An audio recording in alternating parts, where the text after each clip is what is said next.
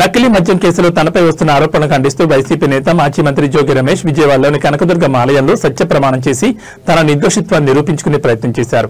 కుటుంబ సభ్యులతో కలిసి ఇంద్రకీలాద్రికి చేరుకున్న ఆయన ఘాట్ రోడ్ ప్రవేశ ద్వారం వద్ద చేతిలో దీపం వెలిగించి ఈ కేసుతో తనకు ఎలాంటి సంబంధం లేదని స్పష్టం చేశారు. ఈ సందర్భంగా జోగి రమేష్ మాట్లాడుతూ నా వ్యక్తిత్వంపై నింద వేశారు, నా మనసును గాయపరిచారు. అందుకే కుటుంబంతో సహా వచ్చి ఏ తప్పు చేయలేదని అమ్మవారి ఎదుట నిండు మనసుతో ప్రమాణం చేశాను. నా కుటుంబాన్ని అవమానించిన వారికి అమ్మవారు మంచి బుద్ధి ప్రసాదించాలని అన్నారు. గతంలో తాను చెప్పినట్లే తిరుపతి వెంకన్న బెజవాడ దుర్గమ్మపై ప్రమాణానికి కట్టుబడి ఉన్నారని, అందులో భాగంగానే ఇప్పుడు ప్రమాణం చేశారని తెలిపారు. నకిలీ మద్యం కేసులో నార్కో అనాలిసిస్, లై డిటెక్టర్ టెస్టులు కూడా తాను సిద్ధంగా ఉన్నానని పునరుద్ఘాటించారు. ఈ వ్యవహారంలో ముఖ్యమంత్రి చంద్రబాబు, మంత్రి నారా లోకేష్ ఇప్పుడు ఏం సమాధానం చెప్తారని ఆయన ప్రశ్నించారు. నాపై తప్పుడు ఆరోపణలు చేసిన వారు సత్య ప్రమాణానికి సిద్ధమా? కనీసం లై డిటెక్టర్ టెస్ట్ కైనా వచ్చి దమ్ముందా? కనకదుర్గమ్మ సాక్షిగా నేను తప్పు చేసినట్లు నిరూపించాలని సవాల్ విసిరారు. వేడుకొండల సాక్షిగా తిరుమల రమ్మనడిగా, అమ్మ కనకదుర్గమ్మ దగ్గర రమ్మనడిగా, లేదు కాదు పోవాలంటే మీ ఇంటికి వస్తానని చెప్పా, లేదు అంటే లై డిటెక్టర్ టెస్ట్కి రెడీ అని చెప్పేసా, లేదు అంటే నార్కో ఎనాలిసిస్ టెస్ట్కి అయినా రెడీ అని చెప్పేసా.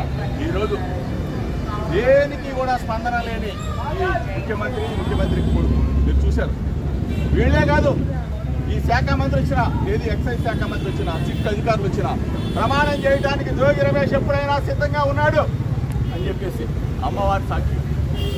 ఏ తప్పు చేయని జోగి రమేష్ని నిందల పాలు చేశారు. మీరే వచ్చి అమ్మవారి సాక్షిగా జోగి రమేష్ మీద మేము తప్పుడు మాటలు మాట్లాడామని చెప్పమని చెప్పేసి మీడియా మిత్రుల సాక్షిగా అడుగుతా ఉన్నా. నేను అమ్మవారి ఎదుట ప్రమాణం చేసి మీడియా మిత్రుల సాక్షిగా రాష్ట్ర ప్రజలందరికీ కూడా నేను జోగి రమేష్ నిబద్ధత, విలువలు, విశ్వసనీయత, నా హృదయాన్ని గాయపరిచిన వ్యక్తులని అమ్మవారు వారికి ముట్టికాయలు వేసి వారికి ఇటువంటి తప్పుడు ప్రచారాలు చేయొద్దని చెప్పేసి మీడియా మిత్రుల ద్వారా విజ్ఞప్తి చేస్తూ మీ అందరూ కూడా నా భావాన్ని, నా హృదయాన్ని ఒక్కసారి రాష్ట్ర ప్రజలకి తెలియజెప్పాలని చెప్పేసి ఈ ప్రభుత్వాన్ని పాలించే ముఖ్యమంత్రి చంద్రబాబు, ముఖ్యమంత్రి తనయుడు లోకేష్